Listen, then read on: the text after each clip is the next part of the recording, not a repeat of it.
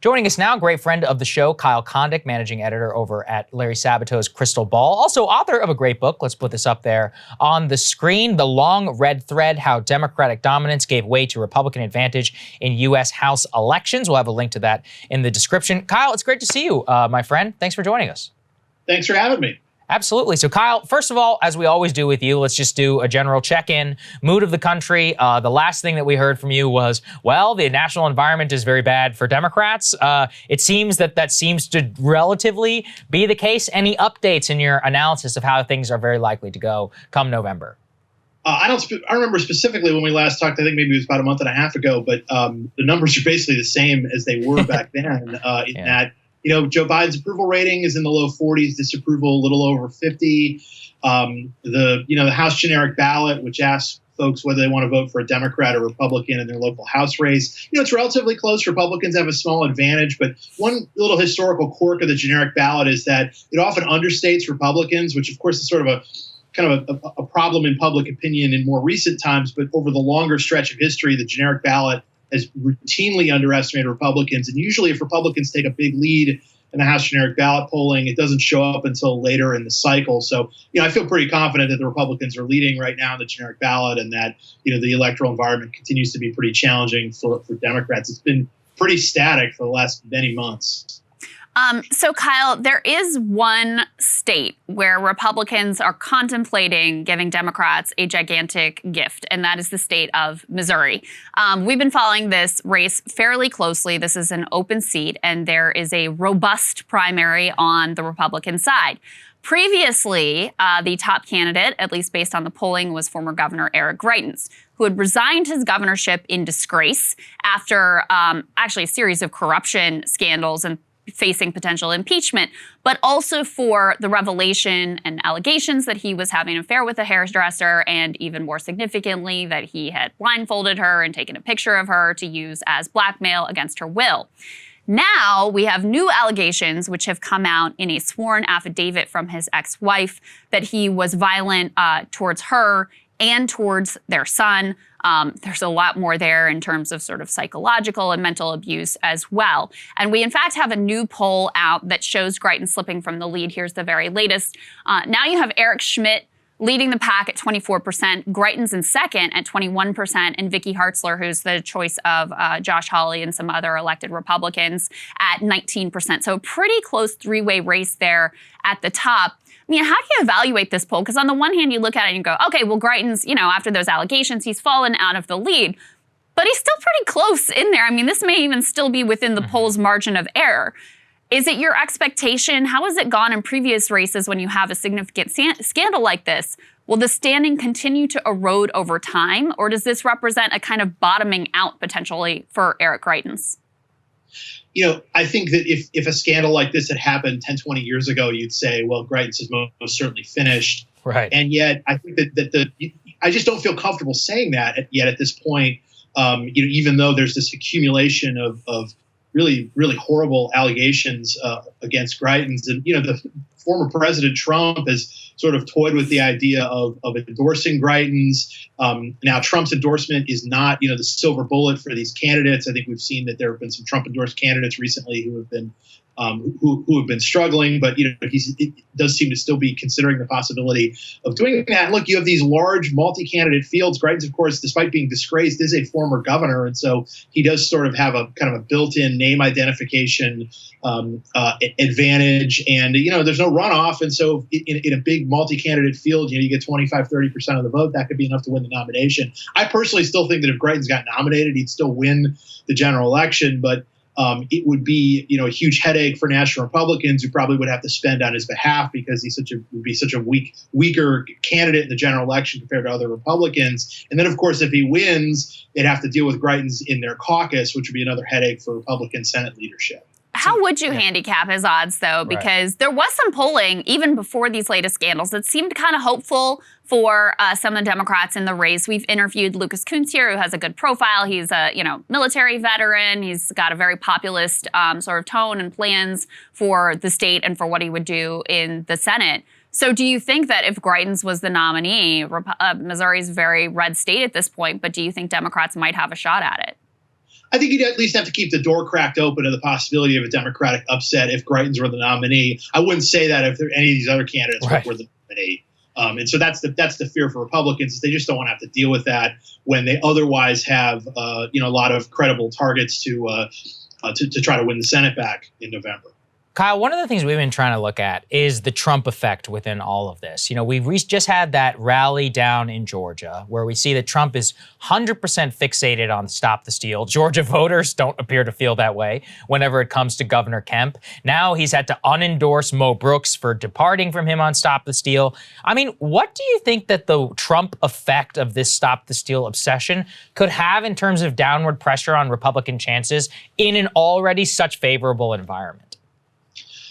Look, I mean, I think that the former president's fixation on this is probably not helpful in a broader sense. Although, frankly, I do wonder if there can be some sort of kind of perverse advantage about talking about this, because if Republicans writ large sort of feel aggrieved about 2020, maybe that ends up being kind of a motivational tool for turnout in November. Now, it certainly wasn't in the Georgia Senate runoffs, on January 5th, 2021. But then you get later in the election year, 2021, and you see really awesome Republican turnout in places like Virginia and New Jersey. Midterms are often defined by, which side has the sort of enthusiasm advantage. Republicans clearly have that. And again, I wonder if sort of the grievance of 2020 is part of that, even though Trump and his allies have produced really nothing in terms of credible evidence that they really were robbed in 2020. But again, sometimes waving the bloody shirt there can actually have some sort of motivational advantage. Now, it also seems like, though, that Trump's endorsement himself is not necessarily enough to catapult some of these candidates. I mean, he was speaking the other day on behalf of David Perdue, the former senator of Georgia, who's challenging Governor Brian Kemp, who Trump doesn't like in the Republican primary in Georgia. But Kemp seems like he's doing okay so far in that race. And Kemp has otherwise been a pretty loyal conservative Republican, other than not indulging Trump on this. So it seems like there are, some Trump critics in the party who may lose primaries, but Trump just sort of pointing to someone and saying, hey, you got to vote this person out, without necessarily other good reasons to vote that person out. Maybe that's not necessarily enough in the primary set. And is that a shift from previously? Because, we've talked about on this show, we talked about the Kemp-Perdue dynamic in Georgia. Mo Brooks was Trump's candidate in Alabama, and then he's losing. So Trump decides to unendorse him and say, it's because he wasn't sufficiently pro-Stop the Steal. I believe his candidate in North Carolina is also not faring particularly well at this point. So is that a different dynamic than did Trump's endorsement seem to hold more sway at other times in these primaries? Look, Trump's endorsement record was never perfect. Part of we talk about, potentially bad Republican Senate nominees. A great example of that is Roy Moore, who kicked away a Senate seat in Alabama for a couple of years, a few years ago. And Moore won over a Trump endorsed candidate in that primary, Luther Strange, who was the appointed senator. That's sort of a high-profile example of a Trump endorsee not working out, and I think a lot of other Trump endorsees have worked out. But I think we sometimes look at his record again as being perfect, and it certainly isn't. And he is probably going to take some more losses here in the primary season. I mean, again, he rescinded his endorsement of Mo Brooks, but he did support him, and that didn't allow Brooks to take command of that field. And Trump is also handing out endorsements left and right, or at least he had been. And when you do that, you open yourself up to the possibility of some of those folks not getting over the finish line. It seems likely to be the case in the spring. Yeah. Well, it's been really great talking to you, Kyle, on this, looking at your analysis. I mean, any closing thoughts in terms of how things might change in the future? What would people want to look for if there was going to be some change up in your prognosis of the elections? Again, it's Biden's approval rating. Do we see some sort of level of improvement? Again, I'd say that by and large, we really haven't. He didn't really get much of a bounce from the State of the Union or from, the response to the Russian invasion of Ukraine. I also think that the one way that, Republicans could potentially screw up this political environment, at least in the Senate, is the nomination of weak candidates. And again, Greitens is a good one to watch in Missouri, but there are several others. Yeah, well, it also brings to mind another Missouri candidate from back in the day, Todd Aiken, that Right. Democrats actually kind of put their thumb on the scale, ran some ads to try to get him as the nominee. He ends up the nominee, and Claire McCaskill's able to hold on, even though it looked very much like her political doom was sealed at that point. So you just never know. Kyle, it's always great to have your analysis. Thank you, my friend. Great to see you. Good to see you, man. Thank you. Our pleasure.